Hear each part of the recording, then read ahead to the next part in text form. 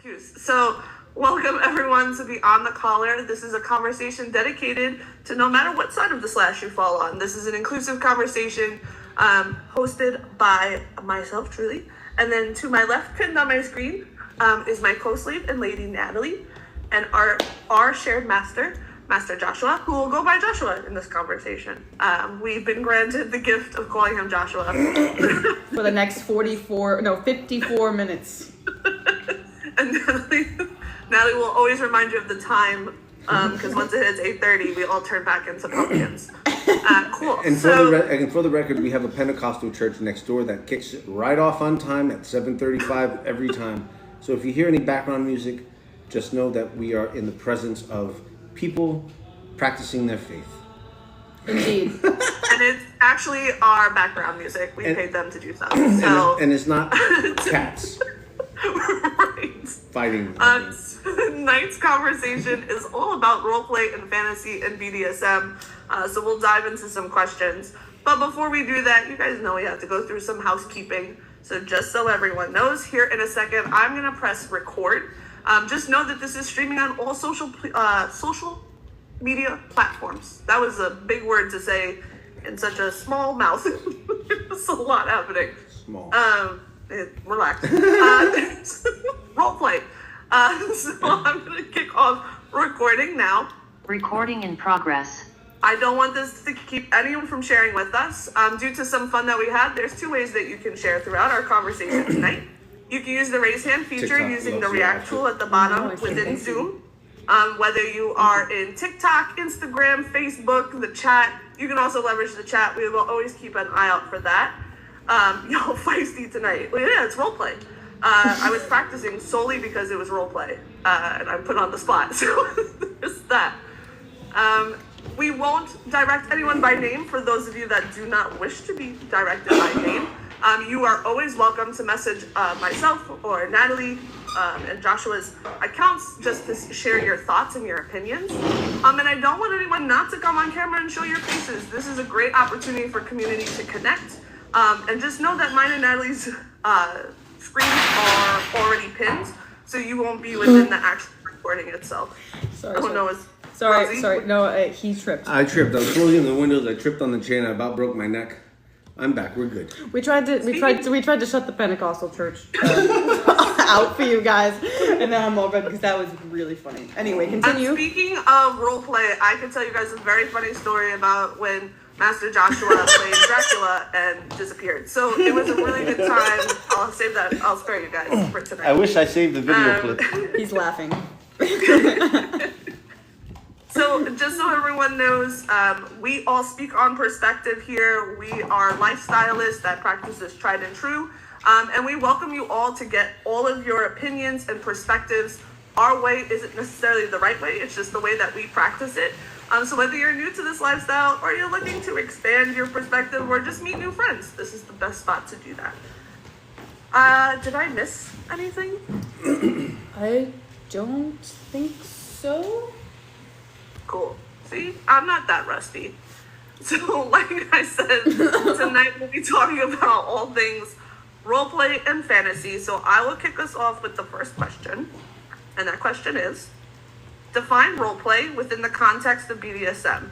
How would you describe your relationship with roleplay within your BDSM journey, current or past power exchange dynamic, and or other intimate relationships?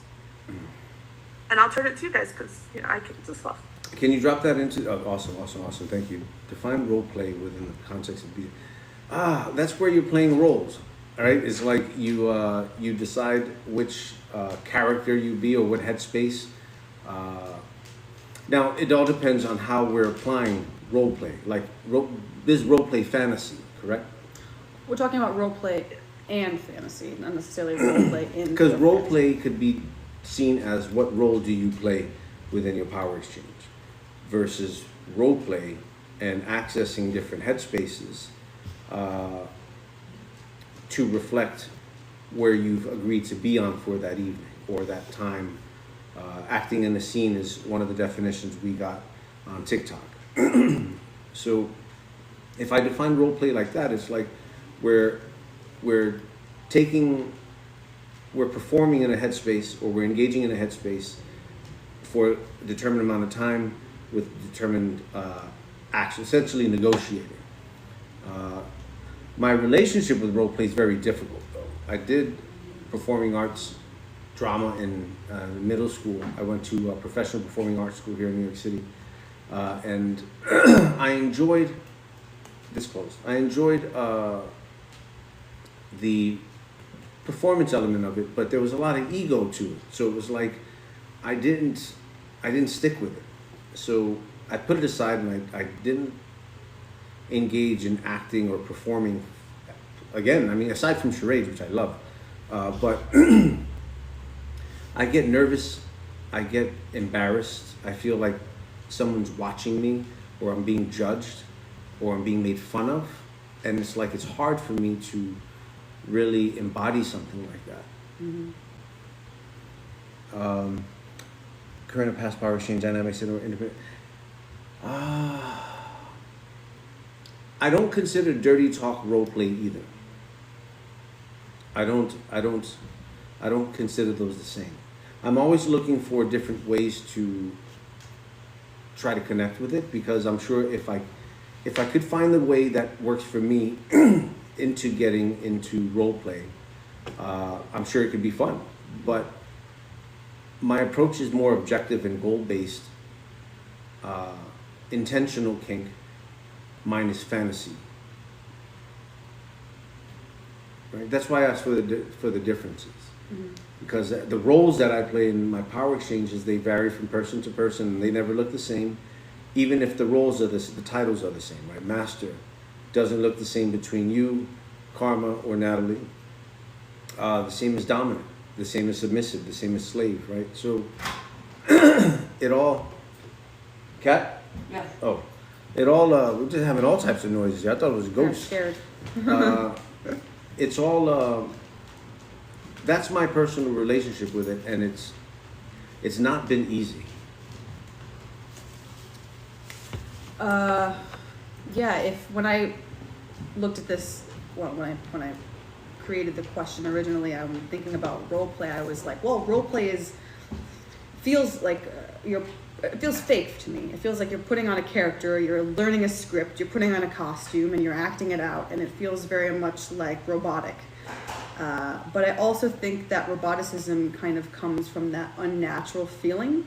Like, I don't get into it. I don't feel motivated by putting a character on or trying to act out a specific role. Although MS, being a slave, is a role, it feels like role play in itself is a spectrum of what it can be. And in a negotiation, for me, it's just role, and defining a role or defining a fantasy is almost just an exaggerated version of what's the tone going to be. What are you going to wear? How am I going to treat? Like, it just feels like more protocol to it. And I'm not necessarily a huge fan of protocol either.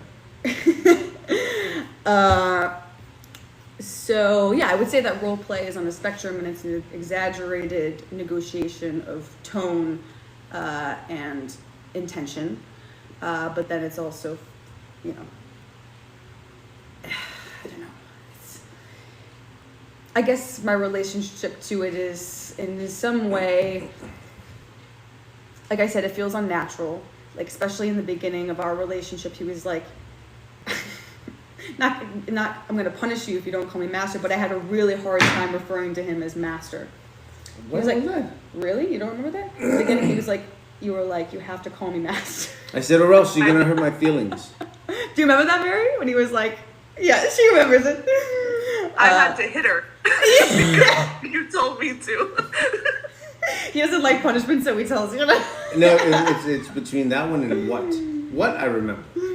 But not master. Well, because what was the most recent? Oh. I would respond, and I'd be like, what? And he'd be like, no, I wouldn't be like, what? Like, what?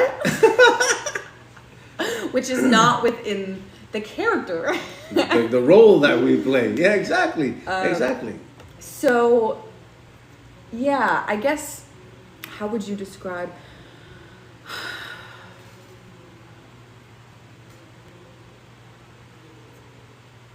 My relationship to my role is that I don't want to be reminded that it is my role. I want to be able to say it, and I want it to come up naturally, and I want to be able to call him master, or I want to be able to call him daddy when it comes out of my mouth in the most authentic and present binding moment way. So definitely it took time to get used to getting into that title role or title bearing, giving, saying all the time sort of habit. But I don't necessarily like to be reminded that I have to present it as it is, because MS to me, or being a slave, is not necessarily like, I don't have to, it feels like it's not a performance. And sometimes having that sort of reminder that I have to be doing say something or be something, it kind of takes me out of my role more than it puts me in it. If that makes sense. How would you? If anything, I always like the most, like, even before master, even though the master slave is the key role within the other roles, like the first thing I go to in play or sex is like daddy. I don't know why, but it's like the most natural. I'm sure it has nothing to do with the age difference. I have no daddy issues. So if anything, for some reason, if I want to dress up, if I want to be into a character, it's going to be more of like the DDLG sort of like little girl. Like, I want to dress cute more than anything. Yeah, I think that's more of the role play than the MS. The MS are the roles that we play. The headspaces that we... MS is the lifestyle, yeah. And the roles that we play underneath that, like my DDLG or like my little girl headspace or like my puppy headspace is a bit more like put on the hat for it. And I don't mind doing that because it's like it feels all right to do that. Before you jump in, Mary, one of the positive things about role play is it gives you permission. It gives you permission, and it gives you solid boundaries, which are phenomenal, especially if you're new or you have difficulties in expressing yourself authentically. Finding an avenue of approach where you have a label attached to it can help. And labels aren't good or bad, though they're just circumstance. And having labels helps you understand boundaries and permissions a lot better. Agreed. It's a great map. Labels are good maps. I'm gonna sound like a complete nerd, but I didn't realize how much I've missed roleplay till I got to do a campaign in Dungeons and Dragons recently, and like telling a story was like fun for me. I think also my love for roleplay comes from my love for Halloween. I love dressing up. I love being in costumes. I love embracing what is on me. Like, it's almost a layer of armor that I get to wear that gets to remove me from myself, that we were saying earlier, but I get to remove from myself and have to not be the normal dominant businesswoman, mom, or anything like that, and I can kind of just go into this fantasy world where it is actually my reality, right? Like, it's in my brain, it's what I'm living, it's my truth. But I think that I think we covered what roleplay is to us. I think it can either be the roles that we're playing, or it can be a scene where you're interacting as something that's other than what you are to one another normally, like on a normal cadence, right? I think Natalie called out a really good example of individuals who connect with like a puppy or a kitty or any sort of animal. I saw a bear, and I think what's exciting to me was watching people in kink go into a puppy headspace gave me all the permission to like do whatever I wanted to do. When I saw somebody get on all fours and shake their butt, like, I was obsessed because I was like, wait, how is this adorable? How is this happening? But realizing how close it is to their world and their reality is huge. It's funny, I said in the recent D&D campaign that I did, I wish I role played more, because it's something that I rob myself from doing. Like, I have a lot of force kinks and things that I enjoy, but it's almost mixed into the play that I enjoy anyway. Like, I don't have to put on a specific role. I can still be me, and it almost feels even more immersive when I'm able to play myself in any of these roles, just in those different separate fantasy settings that you can establish for yourself. So I don't know. I think that's where I'm falling for those. Wow, question number 76 really was fitting then for today. It really was. That's what I'm saying. Shout out to Jen. We got a comment that said, so baby girl and I started roleplay online. It created the roles we say we are trying to live together. But I do see it as a scene thing. Absolutely. And I think roleplay is all how you interpret it. Because I think we're always in role playing, right? Like, even when you don't want to be confident, role playing as the most confident person, you're role playing. You're giving it away. Well, it was like when we created the class with Mistress Diamond Blue, improv for Kinksters, and it was about role playing. We came up with a format to help people get into the headspace where you draw a card and the card's related to a certain role, and we provide you a scenario as well, not just the role but the scenario, and it's like it gives you some momentum. And it was a lot of fun. You did that class with Tom that time. Yeah, and me and Tom still make jokes to this day because both of us were super uncomfortable when we went into it. Because one, we never had played with one another, but two, it was like this weird thing. But once we were in it, we were having a blast. Like, we were laughing. We gave ourselves permission just to like say crazy stuff. It's a good time. Shameless plugs for coming to the intensives. So before we jump to the next question, I do want to remind everyone, no matter how quick we go through these questions, however answers come to you, please feel free to share throughout the conversation. I always feel like we remind you guys at this point, but we'll look to incorporate that in our housekeeping going forward. So this next section is, we just talked about role play, so we're going to define fantasy. And why is it important to entertain, talk about, and engage with your fantasies, kinky, perverted, or not?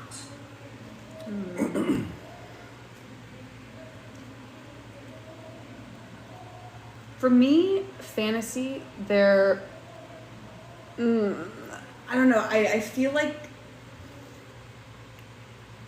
I'm going to say for me again, fantasy, there is always an element of shame, slightly, in my perspective of it, or else it wouldn't be a fantasy, it would be put into action. So I guess what fantasy is, as a definition for me, is almost like something that I crave and really desire, but I'm almost too afraid to put it into action, so it remains, and that's what makes it a fantasy for me, is it like it sits inside and it sits as like a movie in my mind that I really crave and I really desire and I really want, yet it's still there as something that doesn't have action, and that's what makes it fantasy. So I guess that's why it's important to entertain and talk about, is because if you desire and crave something so much, what will be the harm in at least talking about it with somebody and getting some sort of validation maybe, or just to get it out of your head, or my head, as I'm speaking in my perspective,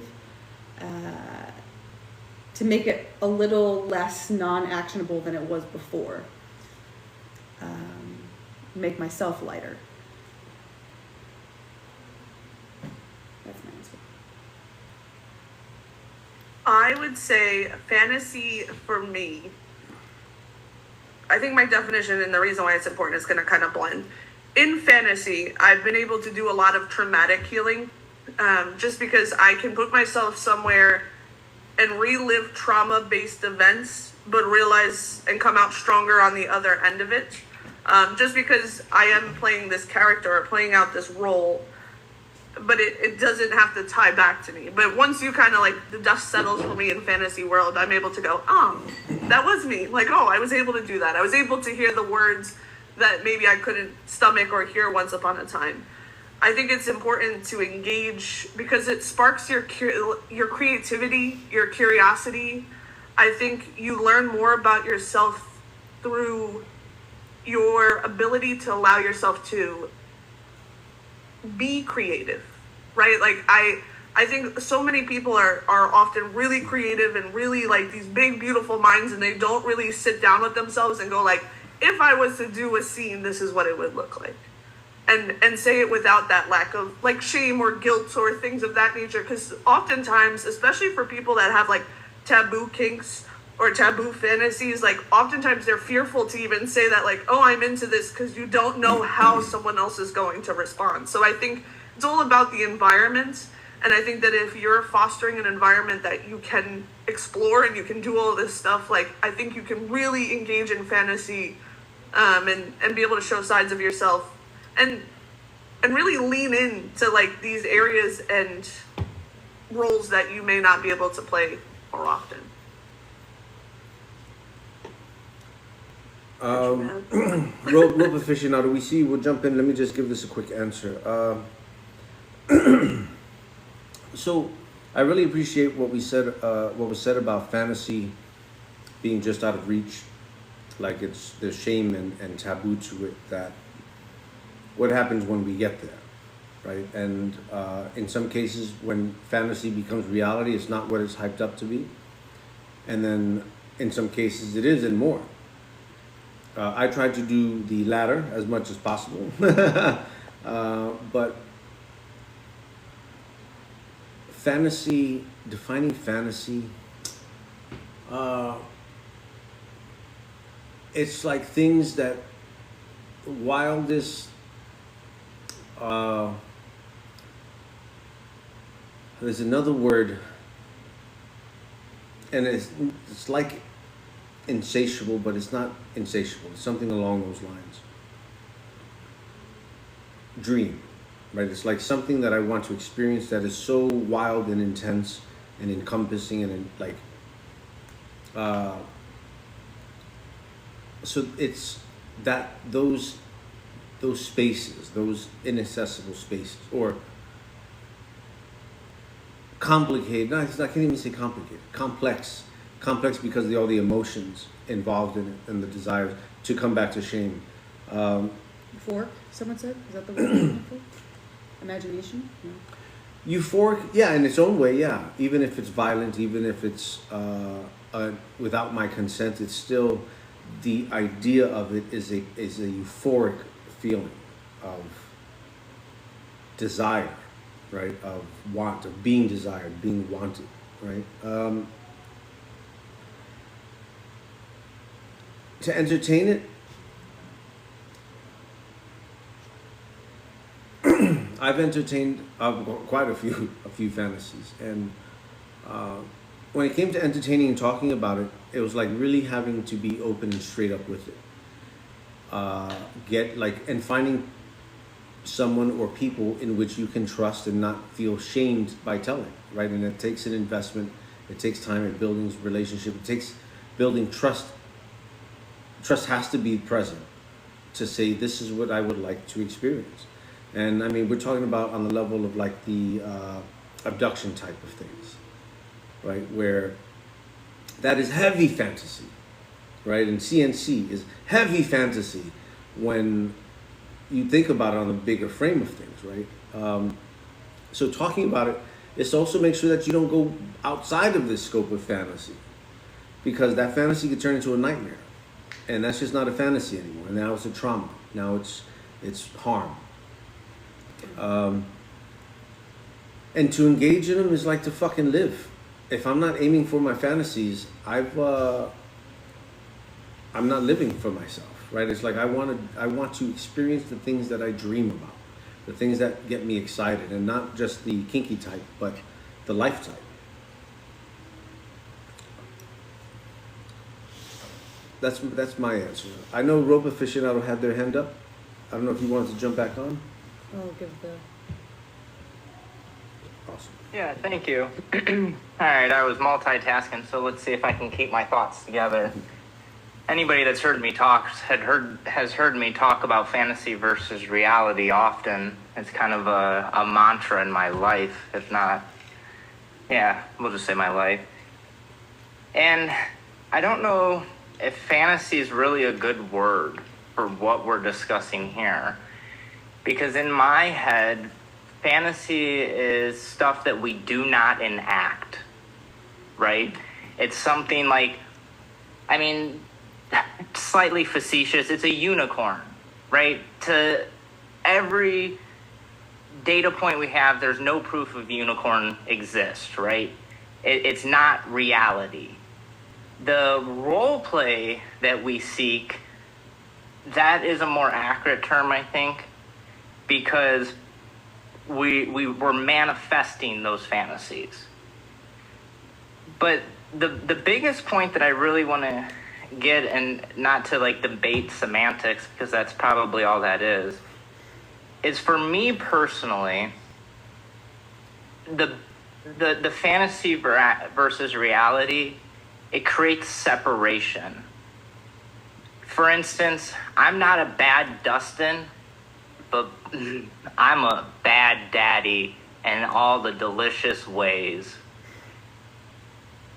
For me as a human, after I step out of that scene or out of that headspace, I have to know that I am a good Dustin, that I am a good human. Even though there is some part of me as a human, as a Dustin, that craves those bad daddy moments. It allows me to compartmentalize that inside of my life and frees me of the shame and self-judgment.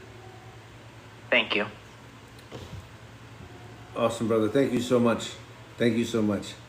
Bad daddy. I really want to, like, it seems like so much fun, but it's so fucking embarrassing to me. Like, it's so, like, I have a client that we do ABDL and age play stuff, and it's like, I can't just pull it out of a fucking hat. Takes a lot of energy. I have to think about this stuff. It's like, it's really difficult. Yeah. And, Thank you. But thank you for sharing, Dustin. We really appreciate it. The next question is, do you find it difficult to communicate and or act on your fantasies to and with your partners or friends? Why or why not? What makes it difficult and what makes it easy?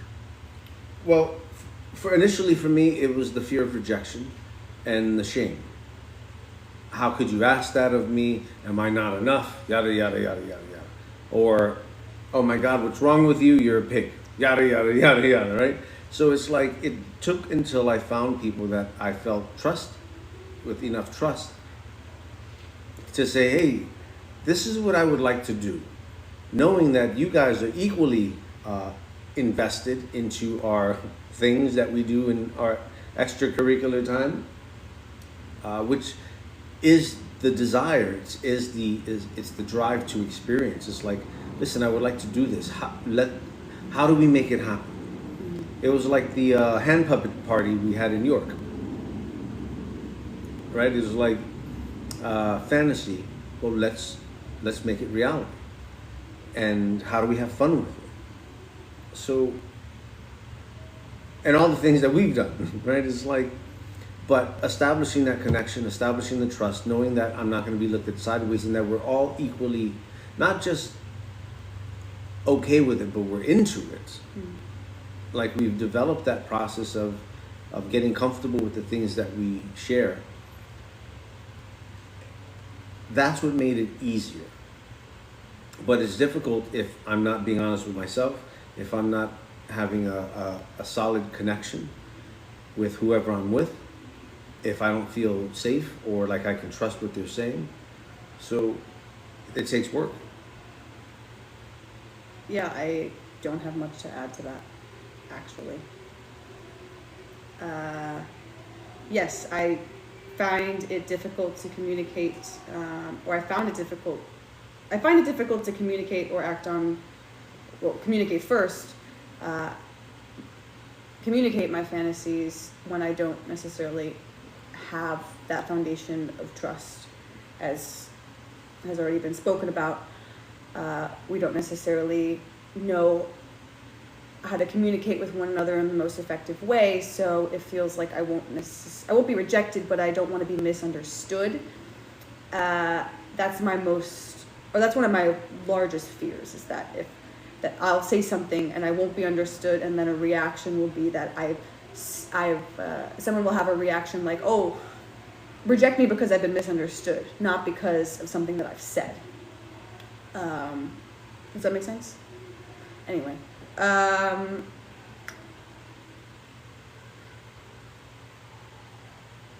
Yeah, I don't have much else to say. I feel like this is where I told Mary that I was going to have a brain fart, and here it is.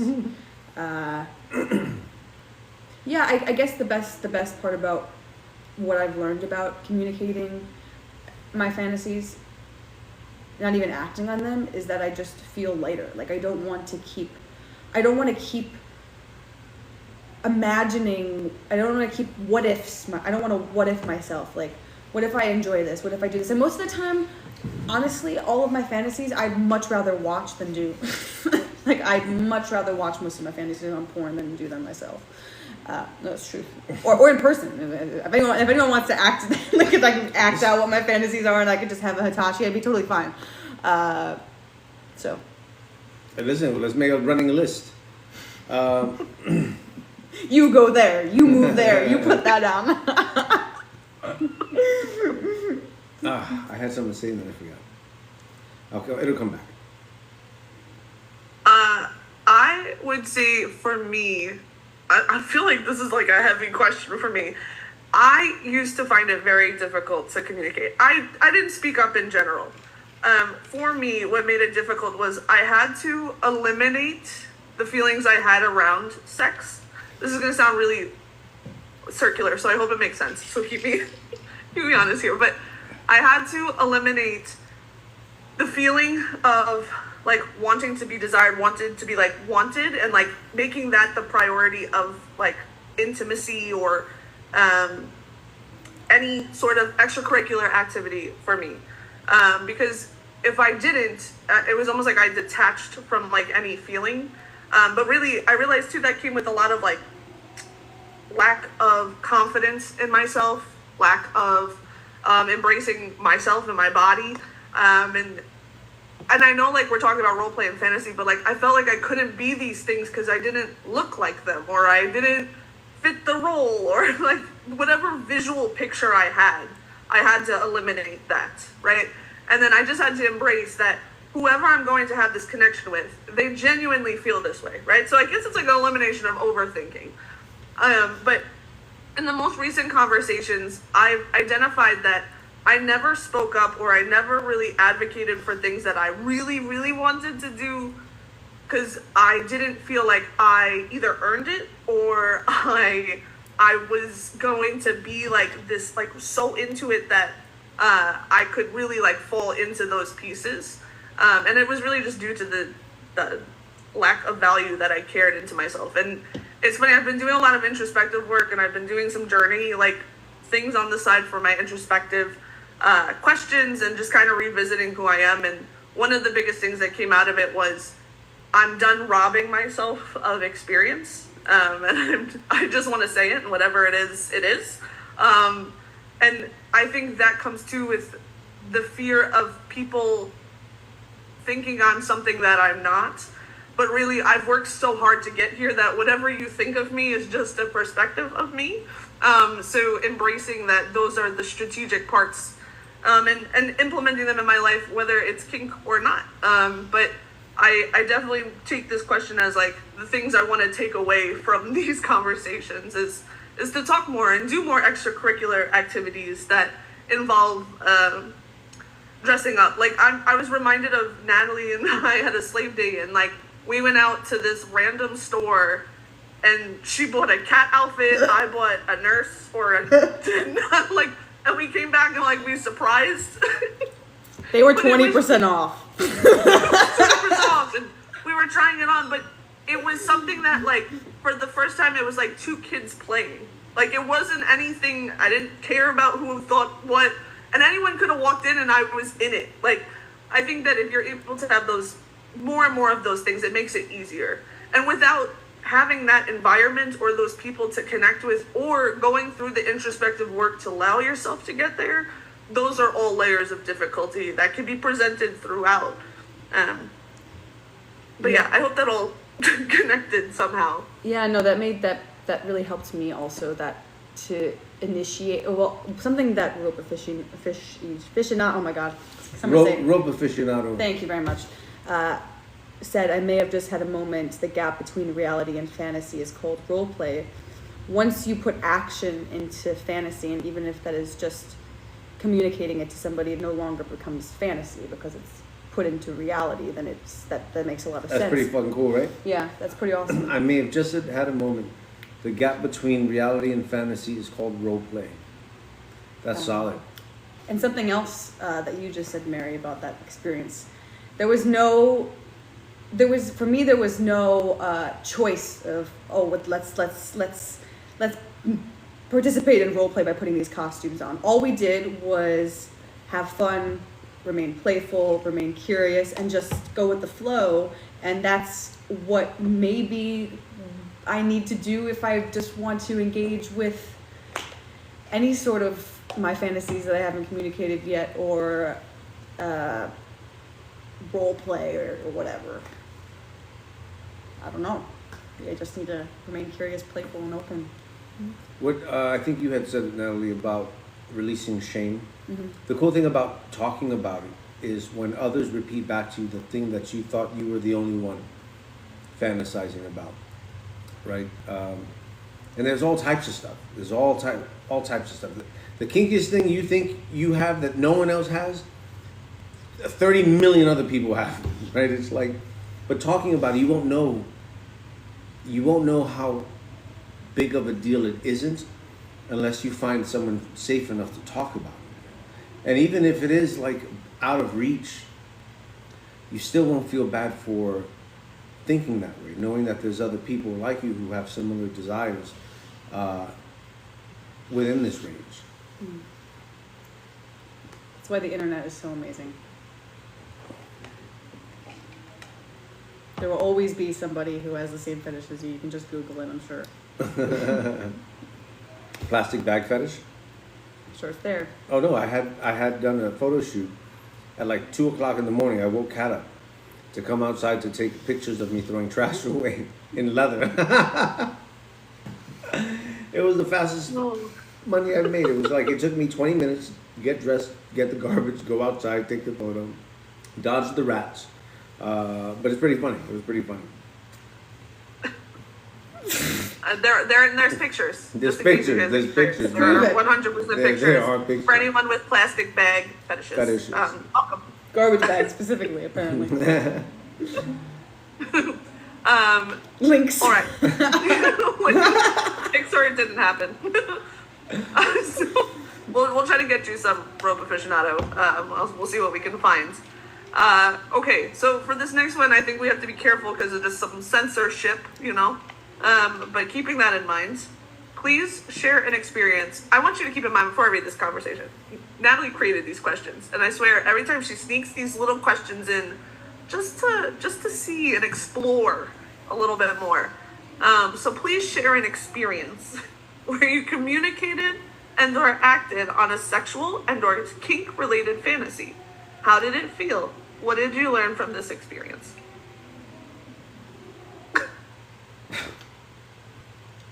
Well, I think the first time I asked for multiple partners and I was told yes. And then the conversation happened and it was like, holy shit, this isn't impossible.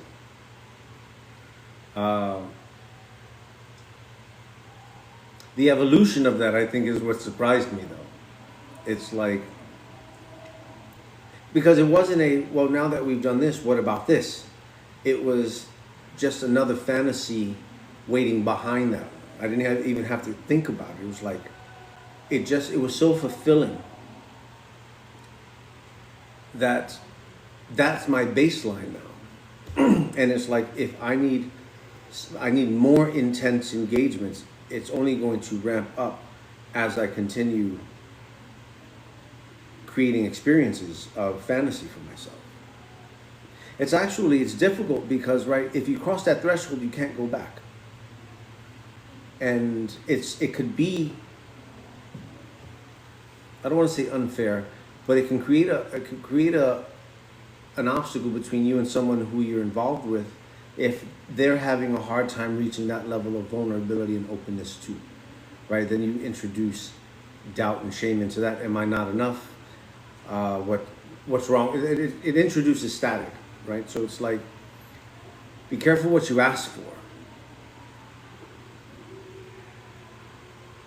There was a meme I read on Facebook that said, I'm into kinky stuff, but I don't need to be hit with a Volkswagen to come. and it's like, I get it now. I get the Volkswagen. I totally get it. I'm trying to think of how to share this without getting in trouble. So Mary, you go first, because you're usually better at coming up with the creation of new words for censorship. Hers starts with, so it starts off in Tijuana, and we walk into this bar.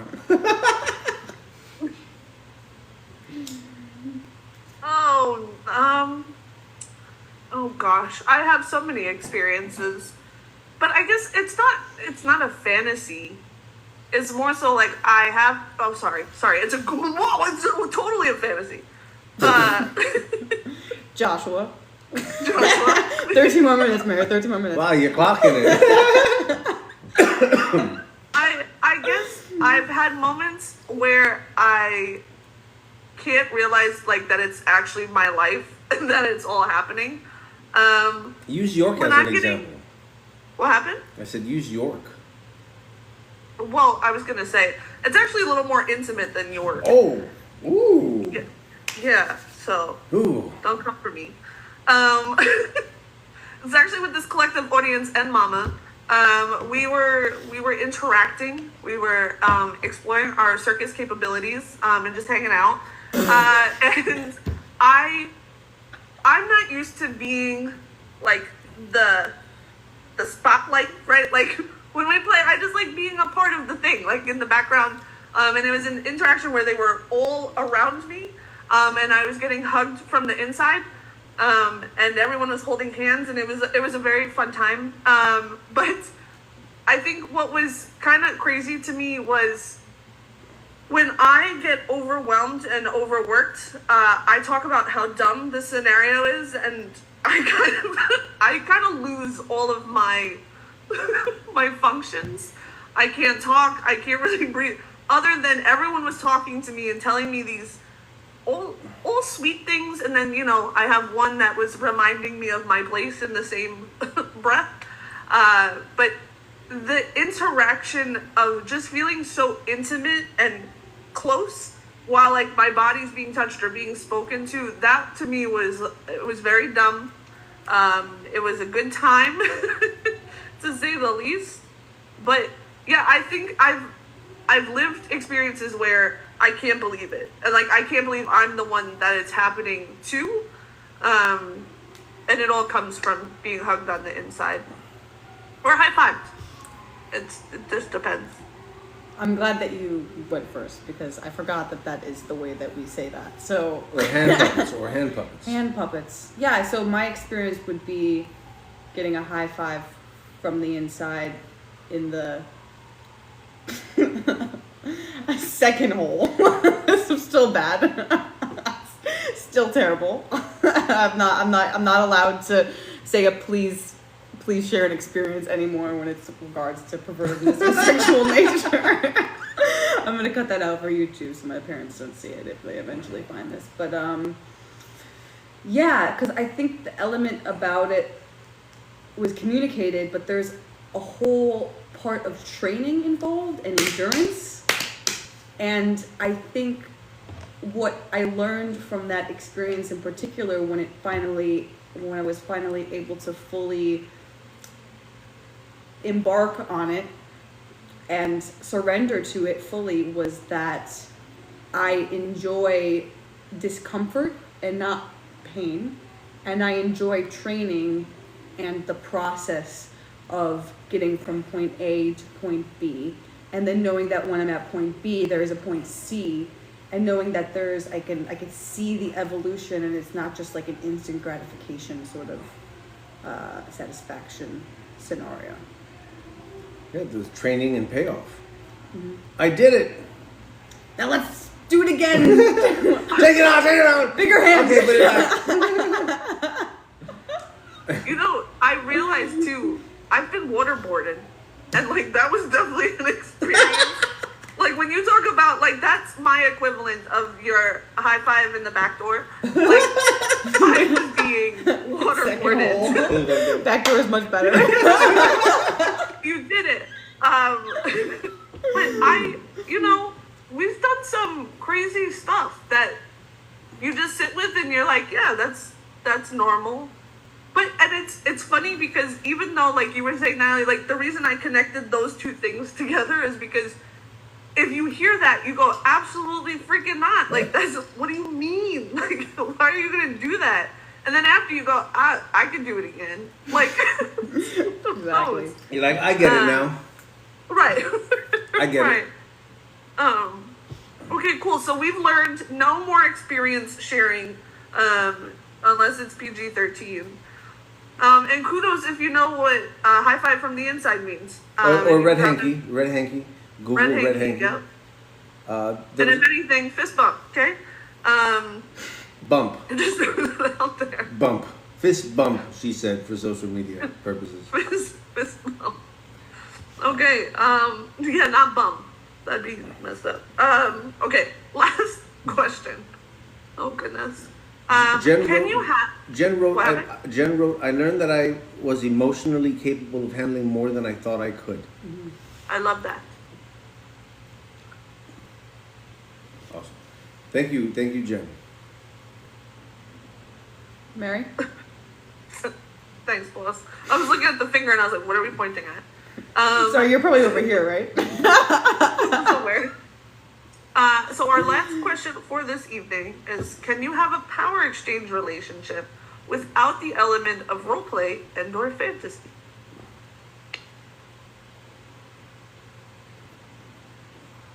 I think if I was to kick this one off, I would say yes. I think that there are power exchange relationships that are based solely off of mentorship and teaching, and not all power exchange relationships are intimate. And how we're defining intimate is taking that next level of physical intimacy, right? Like but how I'm defining it, right?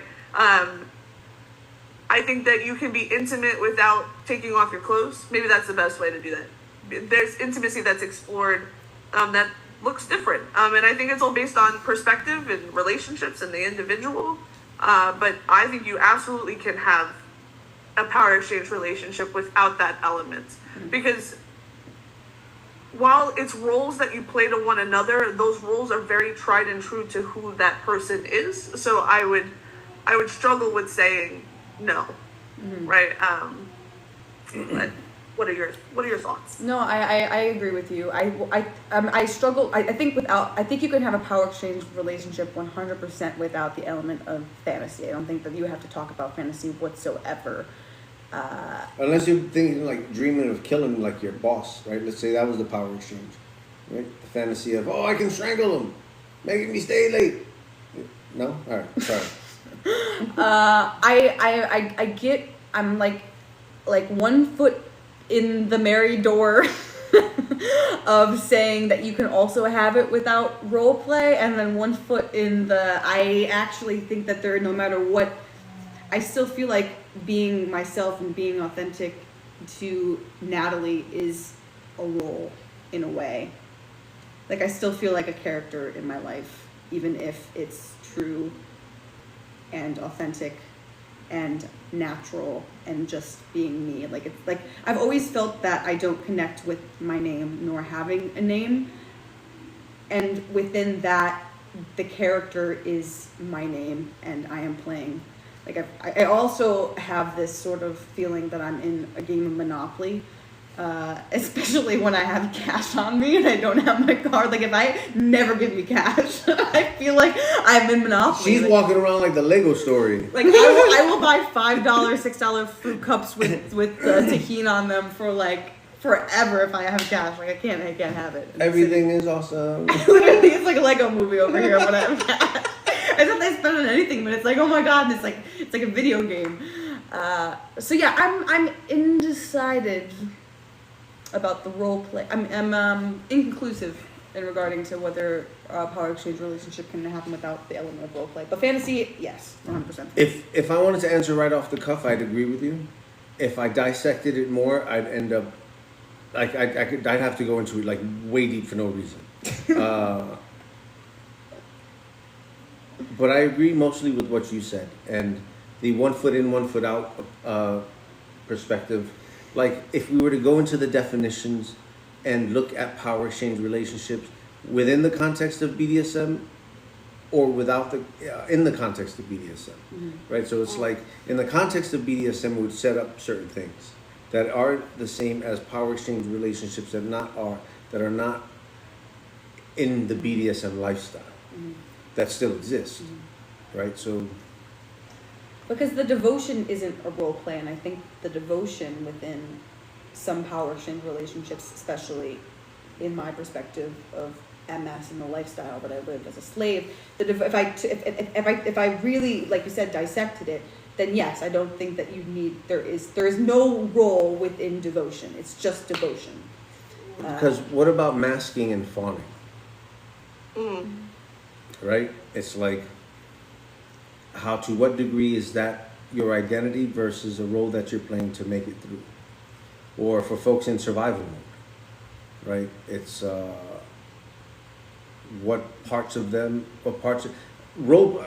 survival mode aside, like at what points in their lives is that them in survival mode versus them masking separate? Anyway, see, I can go into this. I can really go into that hole, and we don't have time for it. So yes and no. I don't know if that's a good thing or bad.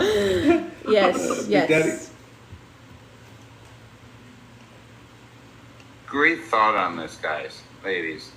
I think devotion is a really good separation. Because I don't know if there is a separation, and that's why you guys are struggling to separate it, but there is. Like I said, me and baby girl here, we started off playing around on the internet role playing. That's how we started. You know, we had friendships, but really it was chit-chatting online, just kind of playing it without, and then when I had her move here to turn this into something real, it was, let's figure out what this is, but this is real. This is devotion. If this isn't what you want, don't come. Like I'm ready to give you 100%, but let's do it. And it wasn't role play anymore. And I think that devotion is the great word that I wanted to pull into the separation of it all. So thank you for that. Thank you. Awesome, thank you.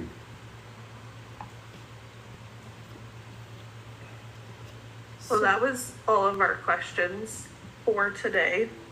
As always, today was a fun one. I don't know that anyone's gonna leave and go, that was a lot of introspective work. I think we gave you guys all a break today, so I was really stressed. Natalie. I was really stressed coming to this. So is it the parts? Let's all celebrate. Let's go and have a nice, calm evening.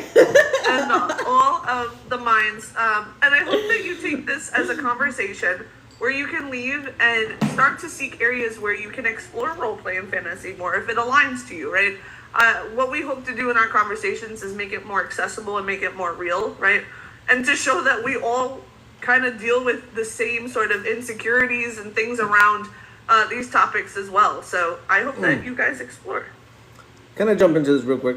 Can we go over a couple of minutes? So, because as I'm thinking about it, right, I was thinking about it from the dominant side. But what about my submissive side? Coming into roleplay, knowing what role I would be playing would make it easier for me to access that because I know what my duties would be. And I'm following the lead off of the dominant. For example, when I fantasize about submission, I fantasize about service. I fantasize about being objectified and sexualized. You know, like all those guys that reach out to you and say, "Hey, want to be my dom? I'll do anything for you." Like that guy. Those are the fantasies. But it's for the dominant in particular. You know, whoever has earned that submissive part of me. But the role play element would allow me to access that and to find ways to create, because I can't imagine things, but I can make things. Right? So if I had a set of rules, I can say, or guidelines, or expectations, then I can create. But to pull that shit out of my ass is really difficult. We've been doing a lot of power exchange, contract introspection. Is this where it's coming from as well? In terms of having an outline? No, it just like clicked. But I could see how that would relate. Yes. Thank you. I will give you a script. And I will set everything out, so all you have to do is just act. Like charades, you love that. Natalie, it's past 8:30. 8:30, and we're already back to Master. Master. Sorry, Master. Hey! I'm gonna get... 1 minute, come on. I'm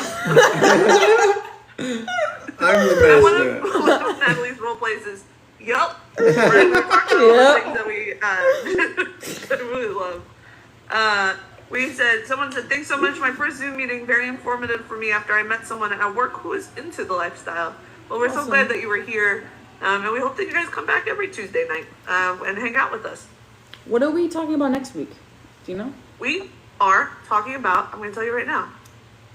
Well, in like 2 seconds. From my perspective, power exchange relationships do not need scenes or such. They simply need a hierarchical structure. Awesome. Wow. Okay, so next week, we are talking about, Natalie likes these good topics, 24/7 total power exchange and CNC relationships. Rope aficionado, be here next week. I would love your input on this perspective, on this topic, please. And thanks to everyone that shared. Be sure to check out all of the cool things that are upcoming. KinkCollective.net. You can also find us on all the social media platforms at Kink Collective NYC or at beyond.the.caller. And you guys, if you guys ever need anything, we're all here. So we'll hang out for a couple of minutes after we end the live here. And if you guys have any questions, feel free to come off of mute and just ask them. Until then, we'll see you guys next week. If I could just throw in real quick, the Kink Collective, we're going to be taking a break from October 20th to November 15th.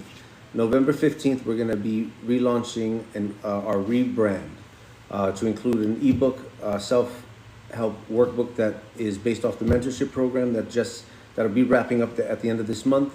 We're also going to be kicking off our 6-week mentorship program on November 17th. It's going to be Sundays from 10 a.m. to 1 p.m. Eastern Standard Time. We talk about self-awareness, self-value, power exchange, energy exchange, vetting and discernment, negotiations, and self-advocacy over those 6 weeks. It's online. It's online. It's all online. It's pretty impactful. If you're interested in that, please check us out, KinkCollective.net. And I'm excited. Yeah, and I do want to call out, while you guys are going on leave, Natalie and all of us, this conversation will still be coming out during the break as well. So we'll still be hanging out throughout that time. Yes, Master but I'm Joshua, excited for the rebrand. He'll be coming out. We'll be taking his bathing suit off and putting his Joshua hat back on for the hour, and then putting his bathing suit back on and putting his master hat back on. Now listen, when I'm in Palm Springs doing this, it's gonna be out by the pool. I'm gonna be in the water. I'm going to make the most of it. All right. So until next week, everybody, we'll be on for a couple of minutes if you have any questions. But thank you.